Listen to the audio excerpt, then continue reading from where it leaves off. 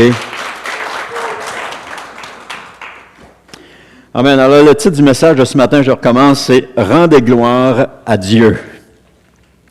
Et le passage de référence, c'est dans Jean, chapitre 15, le verset 8, qui nous dit « Si vous produisez du fruit en abondance et que vous prouvez ainsi que vous êtes vraiment mes disciples, mon Père sera glorifié aux yeux de tous. » J'ai trouvé ça intéressant. Si vous produisez du fruit en abondance et que vous prouvez, c'est pas le fait de produire du fruit qui prouve, mais on doit produire du fruit et prouver ainsi qu'on est vraiment les disciples de mon Père. Le fruit que nous portons est pour bénir les autres et pour rendre gloire à Dieu. Rick Warren a dit « Vos dons spirituels n'ont pas été donnés pour votre propre bénéfice, mais pour le bénéfice des autres. Tout comme d'autres personnes ont reçu des dons pour votre bénéfice. » C'est ce qui fait la beauté du corps de Christ, c'est que moi j'ai un don que je partage aux autres et tous les autres ont un don qui devrait me partager. Alors moi, j'en ai un, puis j'en reçois des centaines. Gloire à Dieu! C'est extraordinaire. Pour un don, c'est ça quand Dieu dit qu'il bénit au centuple, hein? Pour un don que je partage, j'en reçois 100 autres différents.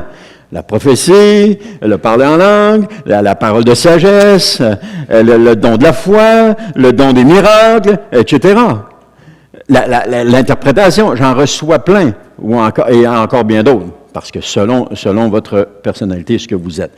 Donc, si je répète ça, c'est vos dons spirituels n'ont pas été donnés pour votre propre bénéfice, mais pour le bénéfice des autres. Et c'est ce que la parole dit. Donc, vous savez, le but d'un pommier, c'est pas de produire des pommes. Pas plus pour un oranger ou pour un cerisier que c'est de produire des fruits. Le but d'un arbre fruitier est de se reproduire.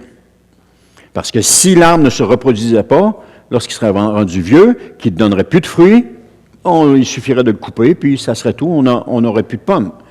Et il n'y aurait plus de pommes sur la terre, parce que tous les pommiers auraient déjà donné, il y a plusieurs milliers d'années, ils auraient déjà donné leurs pommes, et puis il n'y en aurait plus. Mais le but d'un pommier, ou d'un arbre fruitier, c'est de se reproduire. Son fruit est pour bénir les autres par sa saveur et son apport nutritif. Quand vous prenez une pomme mûre sur un pommier l'automne, quelle satisfaction est-ce qu'elle vous apporte? Vous avez l'impression de mordre dans quelque chose de vivant, quelque chose de bon pour votre santé, quelque chose de rafraîchissant. Pourtant, les pommes bénissent ceux qui les cueillent. Elles vous font un grand bien quand vous cueillez la pomme même à l'arbre. Alors, les pommes ne sont pas un bienfait pour les pommiers. De même que les dons ne sont pas un bienfait pour le croyant. Ils sont un bienfait pour le croyant qui le possède. Ils sont un bienfait pour les autres. Donc, on doit délivrer notre don afin que les autres puissent recevoir de nous. De la même manière, le but du croyant est de se reproduire. Chaque croyant a pour mission de se reproduire. Donc, les fruits qu'il porte ne sont pas pour lui, mais sont pour les autres. Et son but est de se reproduire. Parce que lorsque nous... Je ne sais pas moi, on va prendre l'exemple comme ça. Quelqu'un a un ministère de prophétie et qui parle, il parle dans l'Église, il émet la prophétie, ça donne le goût aux autres de dire « moi aussi je veux ce ministère-là.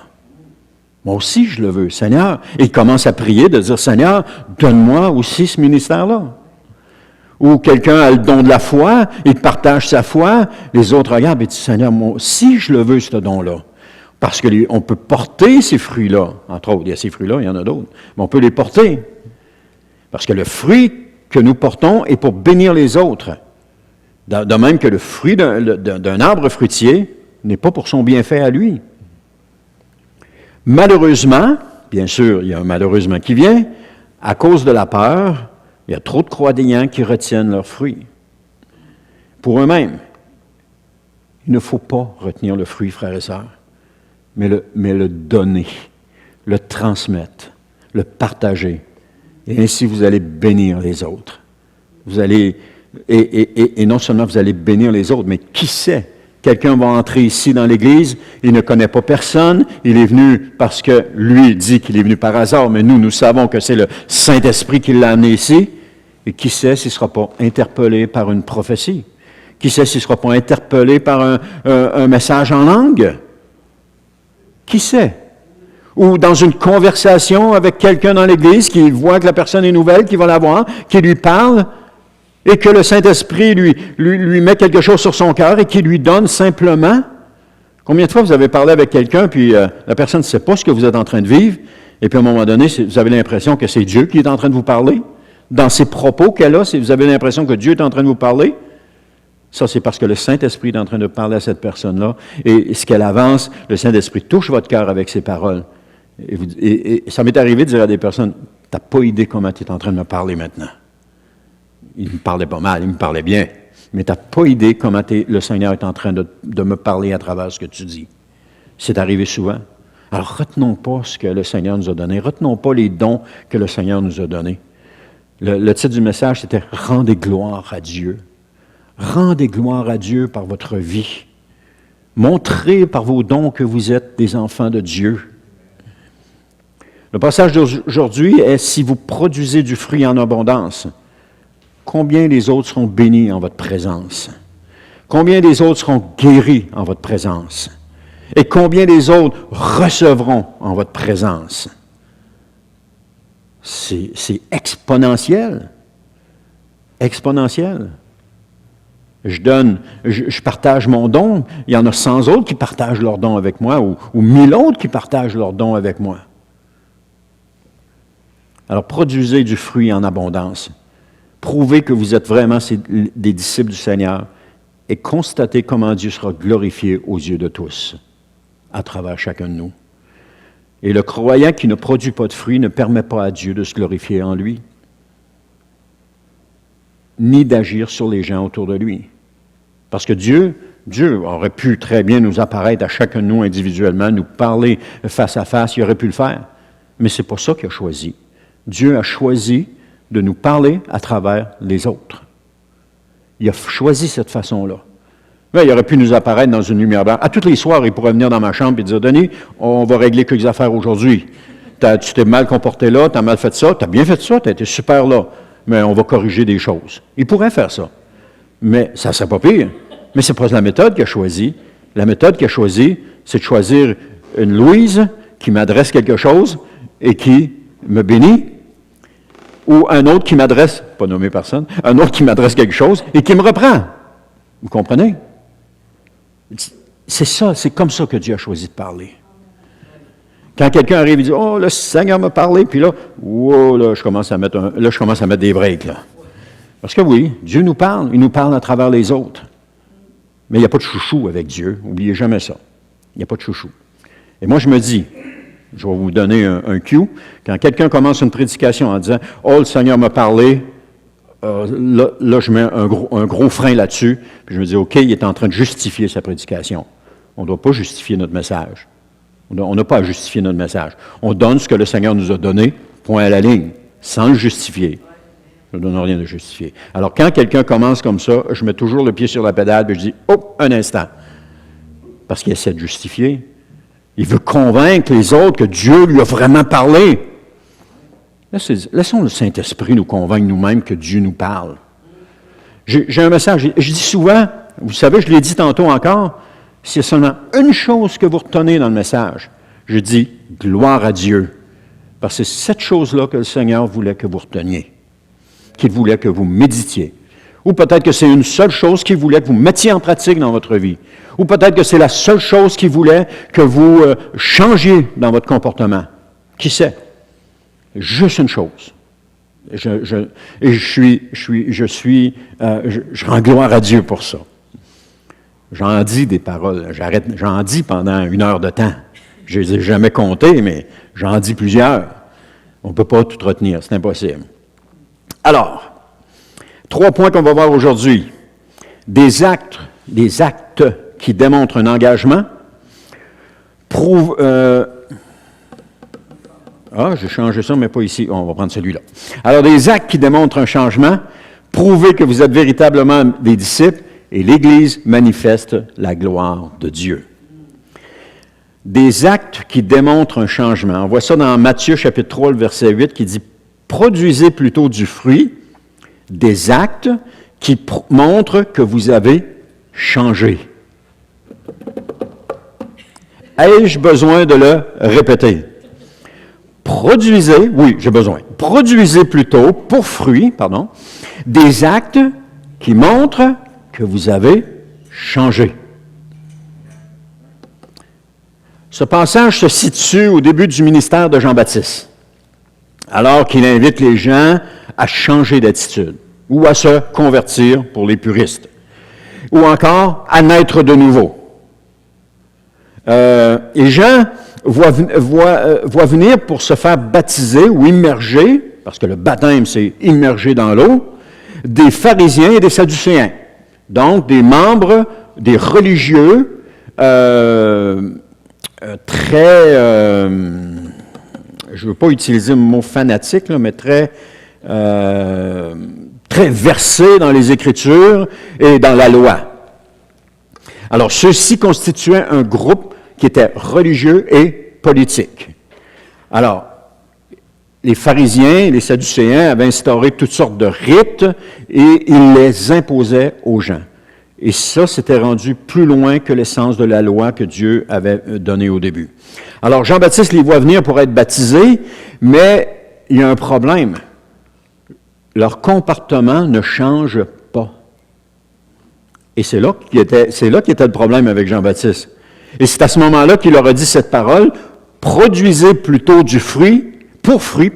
des actes qui démontrent que vous avez changé. » Combien qui êtes nés de nouveau ici, vous vous êtes fait dire par des gens de votre famille, « Je ne sais pas ce que tu as, mais tu as changé. » Combien? Je ne sais pas ce qui t'arrive, mais tu n'es plus la même personne. Parce que lorsqu'on est de nouveau, on change. Notre langage change, notre comportement change, les choses qu'on faisait avant, on les fait plus pareilles, ou on les fait plus carrément. Il y a un changement qui se produit, et tout ça est motivé par quoi? Par notre amour pour le Seigneur Jésus. Parce qu'à partir du moment où on est de nouveau, on veut plaire au Seigneur. Avant de naître de nouveau, on vivait dans le monde et on plaisait à notre maître qui était Satan. On lui plaisait par notre comportement, on lui plaisait par notre langage religieux, qu'on n'hésitait pas à émettre entre deux mots. On lui plaisait aussi par notre attitude colérique, nos rancunes ou nos rancœurs. On lui plaisait de cette façon-là. Mais lorsqu'on est né de nouveau, notre maître est maintenant le Seigneur Jésus. Avant, on était esclave du péché, maintenant on est esclave de Christ, et notre maître est Jésus, et là, on veut lui plaire. Je ne peux pas lui plaire avec des jurons, entre deux mots. Je ne peux pas lui plaire non plus en continuant ma vie mondaine. Et je dois changer, je change, parce que la nouvelle naissance nous amène à changer. Parce que la nouvelle naissance est un changement de comportement. Et c'est le même qu'on voit si quelqu'un est né de nouveau. Parce que quelqu'un peut venir à l'Église pendant 30 ans puis jamais avoir changé son comportement, que son comportement n'a jamais changé. Là, tu te dis, oh, est-ce qu'il est vraiment né de nouveau? Parce que quand on est de nouveau, on change. Parce que l'amour de Christ nous motive. J'aime Christ et j'aime les autres. Et par amour pour les autres, je ne peux plus agir comme j'agissais avant. Je ne peux plus vociférer, si on peut prendre ce mot-là, après eux, quand je suis au volant, comme j'ai fait hier avec ma fille dans l'auto. « Voyons, grouille-toi non, tasse-toi que je passe. » C'était pas croyant, cela, là. C'était pas chrétien. J'avais... Pardon, Seigneur. Mais on change. Après ça, on ne juge plus les autres, ou on ne condamne plus les autres, ou on n'accuse plus les autres, parce que c'est notre amour pour Christ qui le motive. Et notre seul désir, c'est de dire, « Christ, rends-moi semblable à toi. Seigneur, rends-moi semblable à toi. » Et si je suis semblable à Jésus, je peux juste vous dire une chose, Matthieu, le sermon sur la montagne de Matthieu 5, 6 et 7 est à mettre en pratique, parce que c'est ça que Jésus était. C'est ça que Jésus était.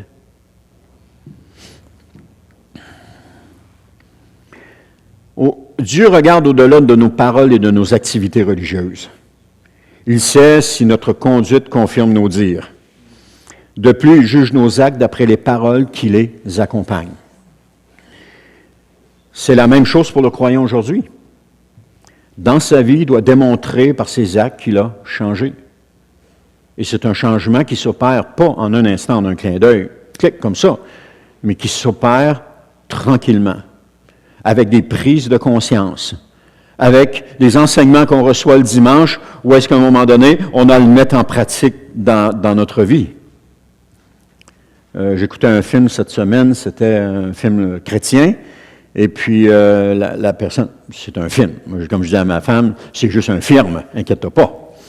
Alors, j'écoutais le film, et puis la personne a aidé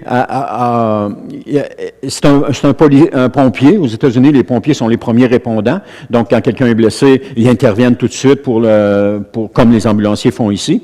Alors, il est pompier, il arrive à la personne, et puis là, il voit que la personne est en problème, et puis que les secours n'arriveront pas assez vite pour le sortir d'où est-ce qu'il est. Il est écrasé par quelque chose. Et là, il lui met une croix dans la main, et puis il commence juste à prier avec lui. Et on voit que la personne, dans le film, fait comme sa prière de repentance, et puis il est sauvé. Mais là, la croix reste dans sa main.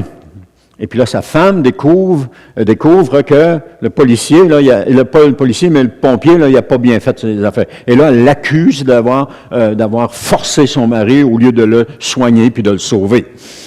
Et il rencontre l'avocate qui va le défendre la femme, et l'avocate lui dit « Je vais te démolir, tu vas tout perdre. » Et le gars passe en discipline, et effectivement. Mais là, quand il revient sur la route, il y a un accident, et puis la personne qui est mêlée dans l'accident, c'est l'avocate qui allait tout perdre, et que l'auto est en feu. Mais lui, c'est un premier répondant, mais là, il est en civil, il n'est pas en pompier, il est arrivé sur les lieux, ça venait de se produire. Il ne fait pas ni un ni l'autre, il court vers l'auto, il ouvre la porte, puis il sort la femme de là. Et là, la femme est toute bouleversée, elle dit, je voulais te détruire tantôt, puis pourquoi tu m'as sorti de là? Elle dit, c'est pas compliqué, la parole de Dieu dit, aimez vos ennemis. Il faisait juste mettre en pratique la parole de Dieu. Parce que cette femme-là voulait le détruire, elle était son ennemie, elle voulait le détruire. C'est ça. Montrer des fruits qui fait que nous avons changé. Bénir au lieu de critiquer. Prier au lieu de chialer. Aimer au lieu d'haïr. Combien de fois j'étais au volant de l'auto puis je disais, Seigneur, bénis cette personne. Écoutez, je m'en viens sur l'autoroute, on est à Québec à ce moment-là, je viens de finir de travailler, je m'en viens sur l'autoroute, et puis là, j'embarque sur l'autoroute, mais le véhicule qui est là, il ne me laisse pas beaucoup de chance, mais je rentre proche. Moi, je suis dans l'auto, puis je chante. Je suis de bonne humeur, puis je chante. À un moment donné, il sort, il me fait un doigt d'honneur. Lui, il pensait que j'étais en train de l'engueuler, mais j'étais en train de chanter. Alors, ça a été quoi? C'était, Seigneur, bénis-le. Bénis-le, Seigneur. Il ne m'a pas donné de chance pour rentrer. Je suis rentré pareil, mais bénis-le, Seigneur. Il ne savait pas qu'est-ce que je faisais, mais il voyait sûrement aller mes lèvres, mais j'étais en train de chanter. Je m'en souviens encore. Bon, ça, c'est un bon coup. Vous ne parlerez pas de mes mauvais coups, là. On évite de parler de nos mauvais coups. Mais, alors, notre vie on doit le démontrer par des actes qu'on a changés. C'est des actes qui démontrent qu'on a changé. Les autres remarqueront qu'une personne est née de nouveau parce que son comportement va avoir changé. On n'est pas parfait. Ça peut arriver que dans la semaine, on pète des plombs. Mais la différence d'avant, c'est qu'on va voir le Seigneur, on lui demande pardon, puis on va voir la personne, si on le fait en sa présence, qu'on l'a offensé, on va la voir, puis on lui demande pardon. Oh, il ne faisait pas ça avant. Avant ça, on passait par-dessus. Mais à ça, on va lui demander, puis on lui demande pardon. À partir du moment où on est de nouveau, l'Esprit de Jésus habite désormais en nous. Et on ne veut pas attrister l'Esprit de Jésus. On veut bénir. Donc, la personne qui est née de nouveau est devenue une nouvelle créature. Elle est passée de sa nature morte à une nature vivante. Elle est passée de la mort à la vie. Parce qu'avant de connaître Christ, nous étions morts au péché, nous dit Paul dans Romains. mais aujourd'hui, nous avons la vie en Jésus-Christ. Et les changements sont significatifs, puis ils ne peuvent pas être reproduits. Parce que vous savez, on ne peut pas chasser, l'adage dit, chasse le naturel et il reviendra au galop. Ce n'est pas une question de changer notre personnalité, c'est une question de changer, qu'on est passé de la mort à la vie. Et ce changement-là, on ne peut pas on va le dire en anglais, on ne peut pas le faker. On ne peut pas faire à semblant. Faker, ce n'est pas anglais, c'est un anglicisme, pardon. Alors, on ne peut pas faire à semblant. Parce que si on fait à semblant, tôt ou tard, ça nous rattrape. C'est comme courir avec un élastique attaché à la ceinture. Tôt ou tard, il va nous ramener au point de départ. Ça, c'est officiel. Alors, on ne peut pas changer ça. Mais c'est petit à petit, le Seigneur Jésus, par notre obéissance, par notre façon de se comporter avec le Seigneur, va amener ce changement-là. Va faire en sorte qu'on va changer. On ne peut pas s'attendre qu'un bébé chrétien ait le même comportement qu'un chrétien de 20 ans ou de 30 ans, qui a vécu des choses avec le Seigneur, qui a grandi avec le Seigneur. Mais on s'attend qu'un bébé chrétien va grandir aussi. Et puis on est plein d'amour pour lui, on est plein de compréhension, on est plein de compassion pour lui, parce qu'on sait qu'il est en train de grandir. Et qu'une erreur, c'est pas la fin du monde. C'est seulement une question d'apprentissage. Une erreur pardonnée, c'est de l'expérience. Tout simplement. Lorsqu'on demande pardon pour quelque chose qu'on a fait, c'est on vient de faire un pas pour grandir dans la foi. C'est le même qu'on grandit.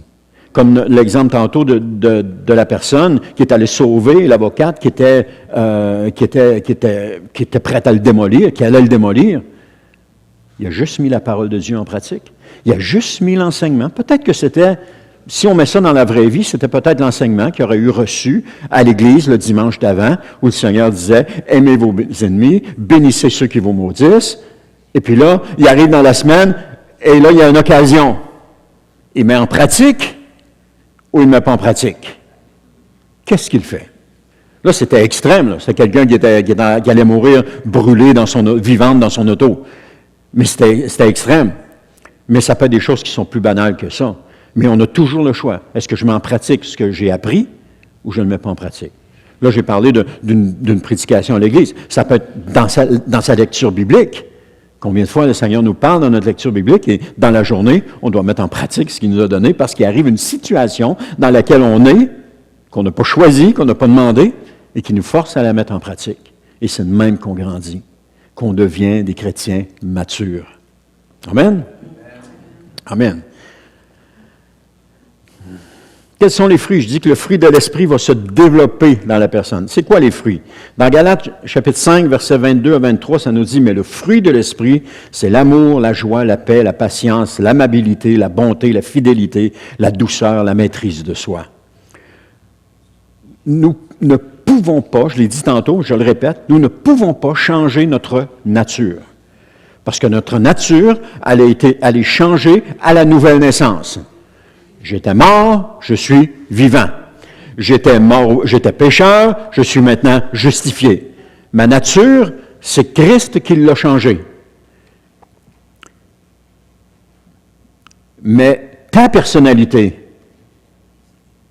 tu ne dois pas la forcer à la changer non plus.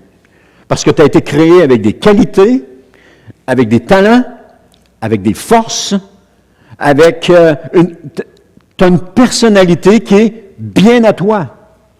Essayer de changer notre personnalité pour la rendre conforme à quelqu'un d'autre, tôt ou tard, ça ne fera pas. Ça va nous revenir. Donc, tous les changements qu'on essaie de faire par nos propres forces mènent généralement à rien. Mais c'est lorsque Dieu initie le changement que ça mène à quelque chose. Petit à petit, expérience par expérience. Une après l'autre. C'est comme des tests de la foi que le Seigneur nous fait passer et que nous changeons. Mais à partir du moment où nous arrêtons de changer, de participer avec Dieu, ben on arrête de changer. On stagne, on reste les mêmes, puis on ne bouge plus. Et puis là, il n'y a plus de changement qui s'opère. Parce que pour ressembler à Christ, Dieu, c'est le but de Dieu, de nous faire ressembler à Jésus. Mais pour ça, il faut participer avec Dieu. Il faut marcher avec lui. Lorsqu'il nous met dans une situation, la façon que Dieu s'y prenait avec moi, c'est que généralement, il me parlait 3 fois de façon différente à propos d'une chose. Il m'en parlait soit dans ma lecture de la Bible, ou t'arrivais le dimanche, le pasteur disait quelque chose, ou je le lis dans un livre, le même sujet revient 3 fois, ou je parle avec un frère, puis il m'arrive avec la même chose. Là, je savais que Dieu était en train de me parler. Je savais qu'il était en train de me dire quelque chose, et que je devrais mettre en pratique ce qu'il était en train de me dire. Maintenant, au début de ma vie chrétienne, je forçais pour mettre ces choses-là en pratique. Mais je n'ai pas à les forcer, parce que Dieu va amener la situation à un moment donné. Et c'est là que je dois la mettre en pratique. Et quand je la mets en pratique à ce moment-là, c'est là la bénédiction. On n'a pas à les forcer ces choses-là. On n'a pas à essayer de changer nos personnalités.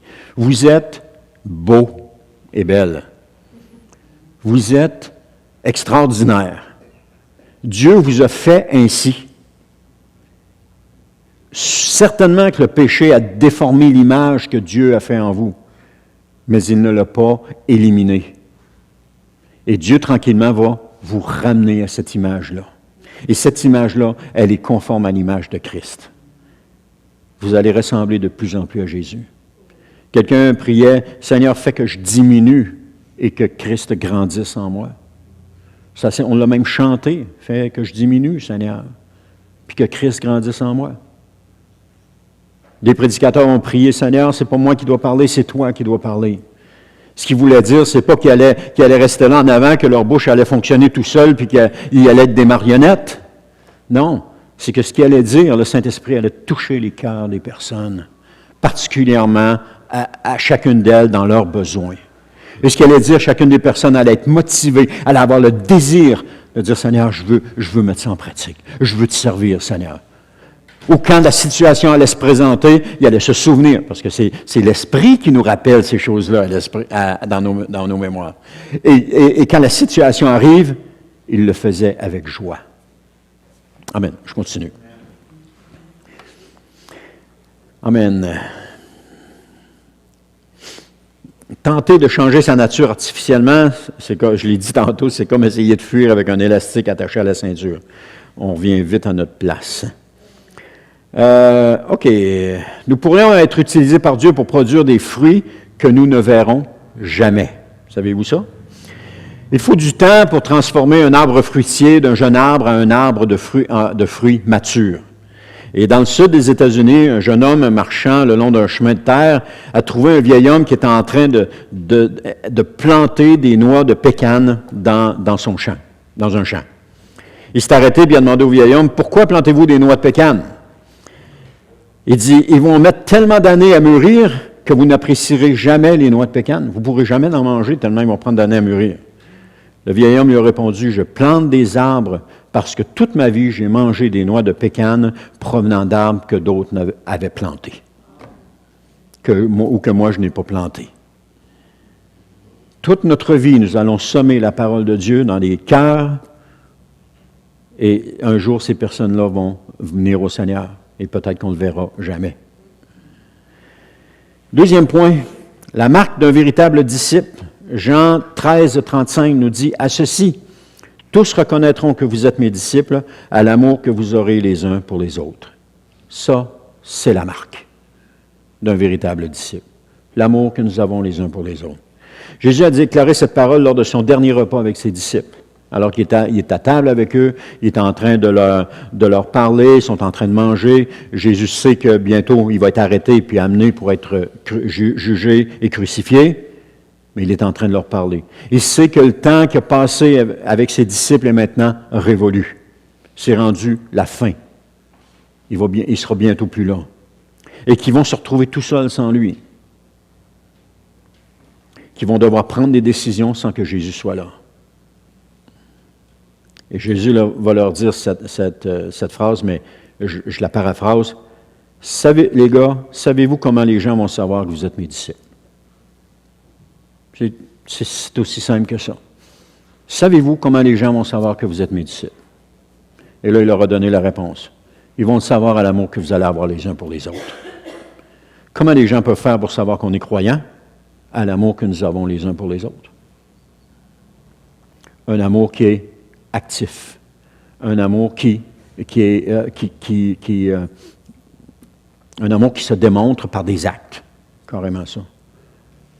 Il dit, lorsque j'étais avec vous, il le savait parce que j'étais là, mais maintenant, ça va être différent. Lorsque Jésus était avec eux, il le savait, mais maintenant, ça va être différent parce que Jésus ne sera plus avec eux. Les choses vont être différentes. Et la seule façon qu'ils vont voir, Jésus qui dit ça, la seule façon qu'ils vont voir que vous êtes mes disciples, c'est pas parce que je vais être avec vous, mais c'est parce que c'est à cause de l'amour que vous allez avoir les uns pour les autres. C'est comme ça qu'ils vont le voir. Et c'est d'ailleurs cette marque qui nous différencie de tous les autres groupes sur la terre. Qu'on soit dans un groupe, qu'importe les groupes sociaux qui existent, ce qui nous différencie, c'est l'amour que nous avons les uns pour les autres.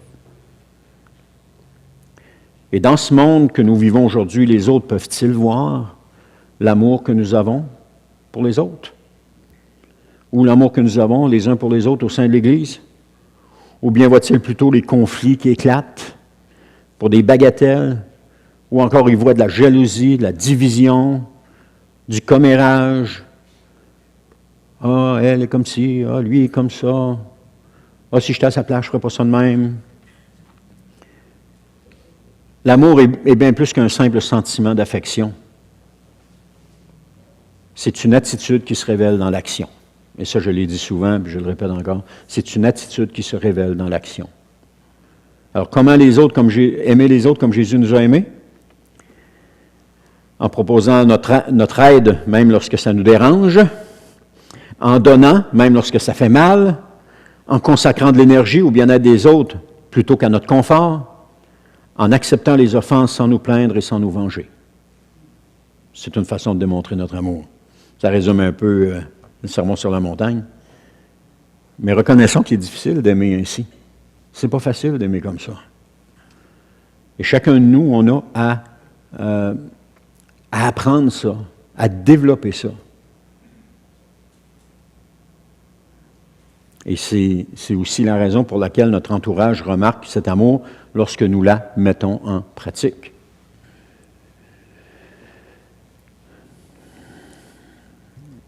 Une histoire tirée des dessins animés de Peanuts, vous savez, avec Snoopy et Charlie Brown. C'est l'heure de Noël et Lucie entre là où se tient Charlie Brown et dit « Joyeux Noël, Charlie Brown !» C'est la saison de la paix sur la terre et de bonne volonté pour les hommes. Ou peut-être qu'elle a dit paix sur la terre et bonne volonté pour les hommes. Elle dit, par conséquent, je suggère que nous oublions toutes nos différences et nous nous aimions les uns les autres. Charlie Brown, dont le visage s'illumine, va lui dire, c'est merveilleux, Lucie, je suis tellement content que tu aies dit cela. Mais là, il y a une interrogation qui vient, mais il dit, mais dis-moi, devons-nous nous aimer seulement à cette période de l'année ou s'aimer toute l'année? Et Lucie va rétorquer, qu'est-ce que tu es? Un fanatique ou quoi? Est-ce qu'on doit s'aimer seulement quand on est à l'Église? Ou on doit s'aimer même si on n'est pas à l'Église? Qu'est-ce que t'es? Un fanatique ou quoi? Aimer véritablement les autres, c'est pas être fanatique. C'est la marque d'un véritable disciple de Christ. Troisième point, l'Église manifeste la gloire de Dieu.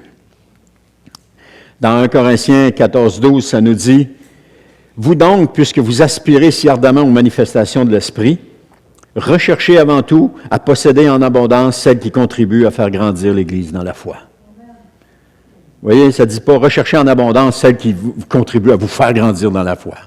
Ou ça ne dit pas qui contribue à vous faire devenir plus grand que les autres. Non, faire grandir les autres dans la foi. On est toujours dans le thème du message « Rendez gloire à Dieu ». Rendez gloire à Dieu en ayant pour fruit des actes qui démontrent un changement. Rendez gloire à Dieu par l'amour que nous avons les uns pour les autres. Rendez gloire à Dieu parce que l'Église manifeste la gloire de Dieu.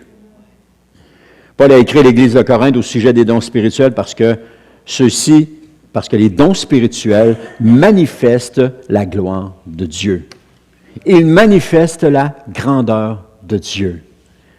Alors il va leur dire, puisque vous aspirez si ardemment aux manifestations de l'Esprit. Les Corinthiens avaient un fort désir de voir se manifester les dons spirituels dans l'Église, à travers eux. Et c'est la même chose aujourd'hui. Les gens veulent voir des manifestations de l'Esprit de Dieu. On veut les voir. On veut les voir. On veut voir la guérison, on veut voir les paroles de connaissance, on veut voir des actes de foi, des paroles de sagesse, on veut voir la prophétie. On veut voir ça. On désire tellement entendre Dieu nous parler, mais aussi le voir agir au milieu de nous. On ne veut pas juste l'entendre nous parler, on veut le voir agir au milieu de nous. Et Paul va leur donner une parole de sagesse à ce moment-là, ou encore il va leur donner une parole pour éviter les débordements. Il dit, recherchez avant tout à posséder en abondance celle qui contribue à faire grandir l'Église dans la foi. Et nous avons, au sein de l'Église, nous avons une responsabilité. Nous avons une mission. Faire grandir l'Église dans la foi. Faire grandir les autres dans la foi. Ce n'est pas seulement donné aux prédicateurs en avant de faire grandir les autres. Ça nous est donné à chacun de nous. Et ça rejoint le premier point qu'on a élaboré au début. Ce que nous avons n'est pas pour nous, mais pour les autres. Les dons que nous avons ne sont pas pour nous, mais pour les autres. Et les débordements que certaines églises ont connus sont dus au fait que les dons étaient recherchés pour eux-mêmes. Désirer avoir un don pour nous-mêmes, c'est de l'égoïsme. C'est de penser à soi premièrement. Mais demander un don pour bénir les autres, c'est de l'altruisme. C'est de vouloir toucher les autres, c'est de vouloir que les autres soient bénis. Quand Jésus dit de regarder les autres comme étant au-dessus de vous, il n'a pas dit de se regarder au-dessus des autres, il n'a pas dit essayer d'être en haut de la pyramide. Soyez en dessous de la pyramide. Regardez les autres comme étant au-dessus de vous. Vous savez, dans certains milieux chrétiens, il existe une tradition qui dit que Dieu est glorifié par la façon merveilleuse dont ses enfants supportent les souffrances. Vous l'avez tout entendu. Je l'ai peut-être même déjà prêché, je ne me souviens pas, je l'ai peut-être même prêché.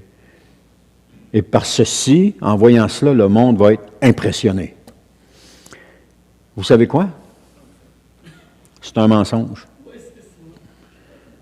Les gens qui vivent dans le monde vivent déjà des difficultés. Ils n'ont pas besoin qu'on leur en rajoute. Ils ont besoin de savoir comment ils peuvent s'en sortir. Qui peut les sortir de leur situation?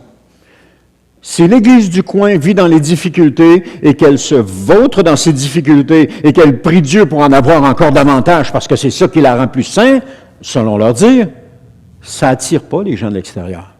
Ça n'attire pas les non-croyants. Parce qu'ils ont déjà des difficultés, mais ils n'en veulent plus, ils veulent s'en sortir. Lorsque vous êtes venu au Seigneur, c'est quoi qui vous a amené au Seigneur? Une situation difficile peut-être, pour certains ou pour la majorité? Moi, c'était une situation difficile, où je ne voyais pas comment je pourrais m'en sortir. Et quand on m'a parlé de Dieu, j'ai vu la possibilité que je pourrais me sortir de cette situation-là. J'ai vu que Dieu pouvait faire quelque chose pour moi. Et j'ai cru qu'il pouvait faire quelque chose. Et Dieu a fait quelque chose. Pas comme je voulais, mais comme lui voulait. Mais il a fait quelque chose. Mais si l'Église s'était morfondue dans les difficultés, puis qu'elle avait loué Dieu pour les difficultés qu'elle avait, puis elle avait prié pour en avoir encore plus, je n'étais pas attiré par ça. D'ailleurs, le message de l'Évangile, ce n'est pas un message « souffrez encore davantage ». C'est un message de liberté. C'est un message de délivrance. Christ va dire dans la première prédication que Christ fait dans une synagogue, il dit j'ai été envoyé pour guérir les malades, c'est dans Luc, là, pour guérir les malades, j'ai été envoyé pour apaiser ceux qui souffrent, j'ai été envoyé pour les délivrer. Il n'a pas été envoyé pour les enfoncer encore plus, puis lui mettre encore une charge plus grosse sur les épaules. Ça, c'était Pharaon qui faisait ça avec les Égyptiens. Et Pharaon, on sait que Pharaon est l'exemple de Satan. Satan fait ça avec ceux qui le suivent. Il leur en impose encore des charges encore plus lourdes, puis toujours plus lourdes, jusqu'à temps qu'ils croulent sous la charge. Mais ce qu'il ne sait pas, c'est que quand quelqu'un croule sur la charge, il veut se sortir de là. Et qu'est-ce qu'il fait? Il cherche quelqu'un qui va le sortir de là. Mais Dieu a envoyé quelqu'un pour nous sortir de là. Et il s'appelle Jésus. Jésus a été envoyé pour nous sortir de là. Jésus est venu en vainqueur. Oui, il est mort sur la croix, mais ce n'était pas une défaite, c'était une victoire. Dans l'obéissance à son Père jusqu'à la croix, pour nous donner la délivrance, pour nous permettre de crier alors que l'ennemi nous tient la tête, la face au sol, qui nous tient par le cou avec un genou dans notre dos, puis qui nous empêche de nous relever. Qu'est-ce qu'il nous reste à faire? Crier à Jésus. Jésus, viens à mon aide. Et qu'est-ce que Jésus fait à ce moment-là? Pouf! La main qui vous tenait au sol, elle n'est plus là. L'ennemi qui vous mettait le genou dans le dos n'est plus là. Vous êtes complètement délivrés. Parce que Jésus a entendu votre cri et Jésus veut vous délivrer. Alors le message de l'Évangile, c'est un message de délivrance, de victoire, et non pas de se faire écraser. Parce que ça, le moyen de s'apaiser dans nos souffrances, tout ça, c'est un moyen que le diable utilise pour maintenir le peuple de Dieu dans l'esclavage. Mais les gens du monde vivent toutes sortes de douleurs, d'afflictions. Ils ne cherchent pas à en avoir plus, comme je vous ai dit tantôt. Ils cherchent plutôt le moyen d'en sortir. Nous avons cette solution-là. Vous avez goûté cette solution-là. Nous avons cette solution-là. On peut leur donner le moyen de s'en sortir. Ils ne seront pas intéressés par des messages qui les encouragent à continuer de souffrir. Puis à cause de ça, ils ne viendront pas à l'Église. Parce qu'elle ne change rien à leur vie. Alors que Christ change quelque chose dans nos vies. Alors pour les voir venir à l'Église, il faut qu'il y ait des résultats. Et tout à l'heure, j'étais à ma place pendant les louanges, et puis il y a une pensée qui m'est venue à l'esprit. Je vais être franc avec vous. Je vais être honnête. Je ne sais pas, je dois la dire.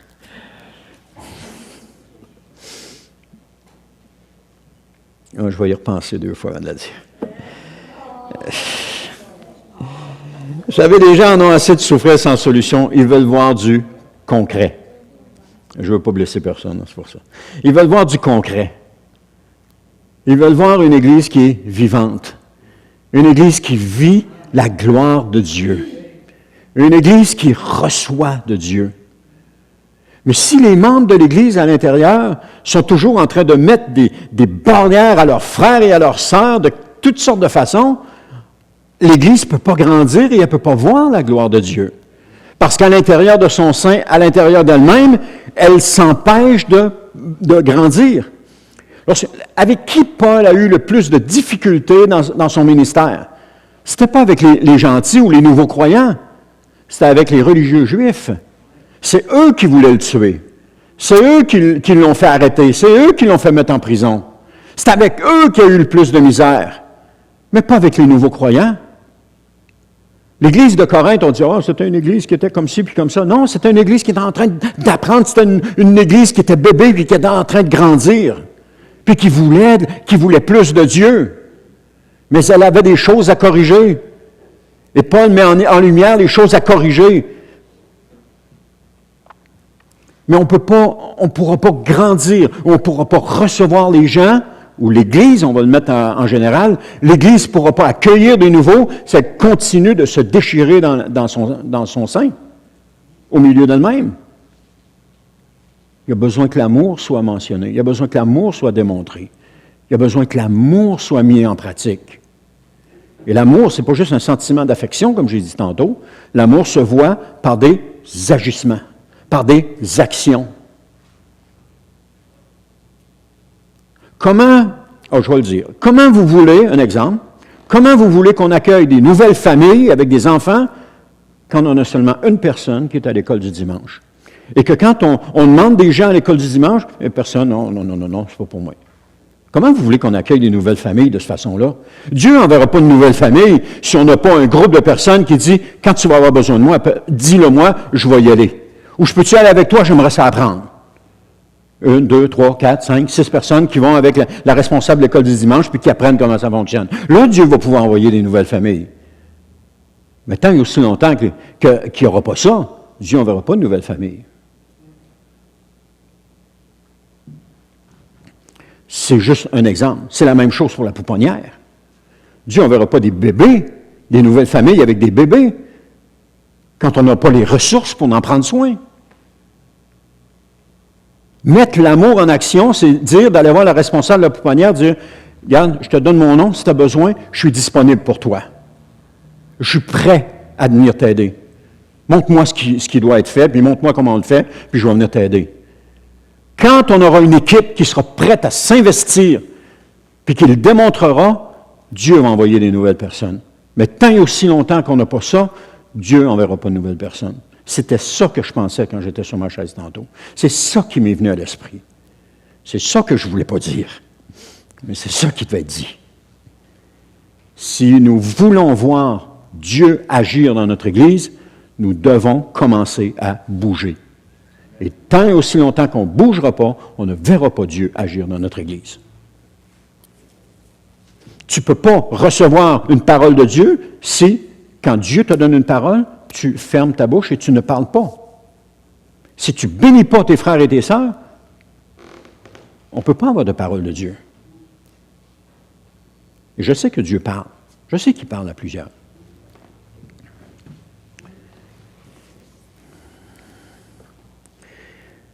Un homme est venu voir un jour le pasteur Chuck Smith, qui est le fondateur de l'église Calvary Chapel en Californie. Et on sait qu'il y a des moyens financiers là-bas que nous n'avons pas. Et il a dit au pasteur qu'il voulait faire un don important, c'est-à-dire un don d'environ $1 million. Alors le pasteur Chuck a dit « Wow, c'est beaucoup d'argent, laisse-moi d'abord prier pour cela. » Il dit « Vous dites... » Et là, la personne qui raconte l'illustration a dit, « Vous ne dites pas à la personne qui veut vous donner $1 million, laisse-moi prier pour ça. Hein? » Non, parfait, donne-moi les, je vais te prendre tout de suite. Non. Mais le pasteur Chuck a prié sur le sujet, puis le Seigneur l'a conduit dans la partie de la Genèse, où est-ce qu'Abraham, un roi voulait donner à Abraham une grande richesse, mais Abraham l'a refusé parce qu'il a dit, « Alors, vous diriez que vous avez rendu Abraham riche. » Alors, Abraham ne voulait pas que Dieu obtienne la gloire de sa richesse. Alors le pasteur est allé voir l'homme, puis il lui a dit qu'il ne pouvait pas recevoir ce don parce qu'en priant, il n'était pas en paix, qu'il ne voulait pas que l'homme dise qu'un jour il avait rendu l'Église riche. Et à partir de ce moment-là, l'Église a commencé à prendre un essor miraculeux. Elle a commencé, à cette époque, l'Église a véritablement commencé à grandir. Aujourd'hui, environ 3000 personnes, des adultes seulement qui se réunissent, adultes seulement comptés, OK, on ne compte pas les enfants, comptés, qui se réunissent pour différents services. Ils ont également une salle de débordement qui peut accueillir environ 900 personnes, puis elle est pleine pour les 3 services. Et peut-être même qu'ils ont grandi depuis que ça a été écrit. Calvary Chapel a acheté une station de radio et possède la plus grande station de radio du sud de la Californie, qui est l'une des capitales médiatiques, une capitale du cinéma, entre autres, et de la télévision. Et sur cette station de radio, ils diffusent des études bibliques et de la musique chrétienne. L'Église est capable de parrainer tout cela et elle est capable de donner sans rien attendre en retour. Ils ont également un centre de conférence où les gens peuvent aller pour des retraites. Ils ont aussi un collège biblique. En d'autres termes, le pasteur a décidé d'honorer Dieu par ses ressources. Et il a donné la préférence à Jésus et non à quelqu'un qui allait faire un don d'$1 million. Il a donné la préférence à Jésus. Vous savez, Dieu est fidèle, Dieu pourvoit, Dieu est capable. Donnez-lui la préférence d'abord, puis il va prendre soin de vous. Rendez gloire à Dieu en premier lieu. Rendez gloire à Dieu par votre amour pour vos frères et vos sœurs.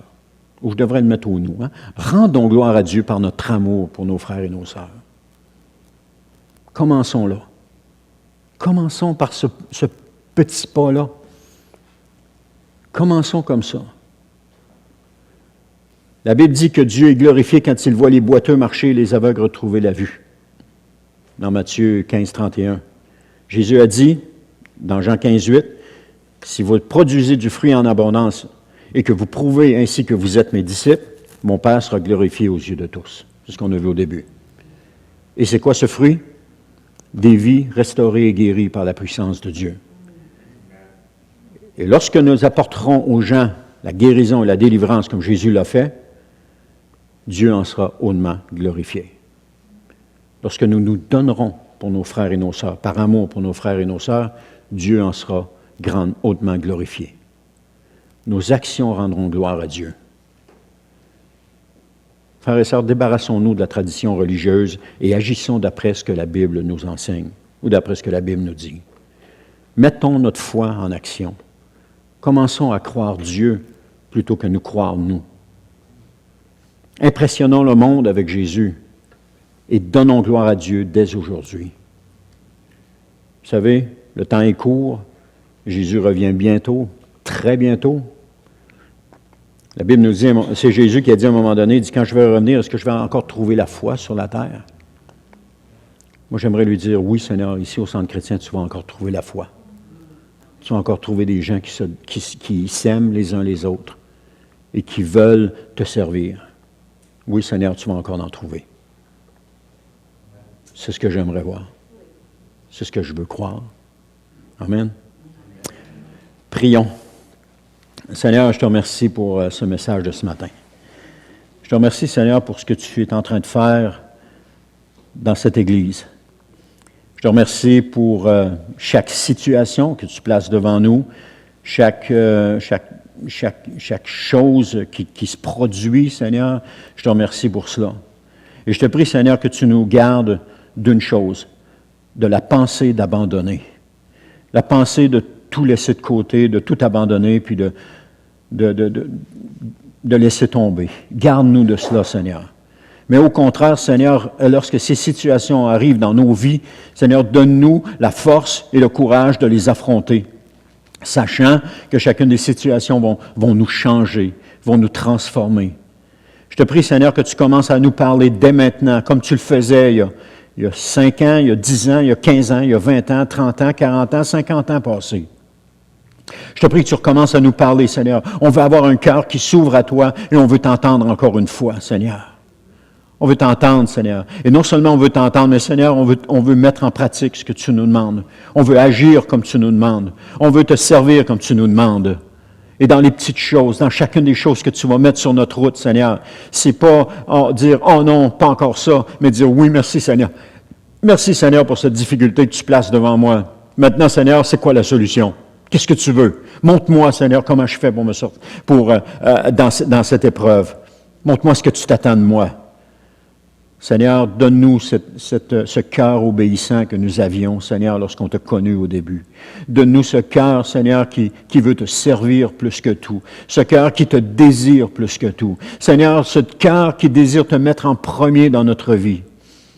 Seigneur, montre-nous comment mon frère ou ma sœur est précieux. Comment, Seigneur, il a besoin de mon aide, mais quelle sorte d'aide est-ce qu'il a besoin? Rends-nous disponibles pour nos frères et nos sœurs. Ainsi, Seigneur, le monde pourra constater que nous nous aimons les uns les autres. Ils vont pouvoir voir que nous nous aimons les uns les autres. Et ce dynamisme-là qui va s'établir dans l'Église, Seigneur, je crois que ça va bouleverser non seulement cette ville, non seulement cette Église, mais cette ville, cette région et notre province aussi, Seigneur. Père, c'est dans le nom de Jésus que je t'ai prié. Amen.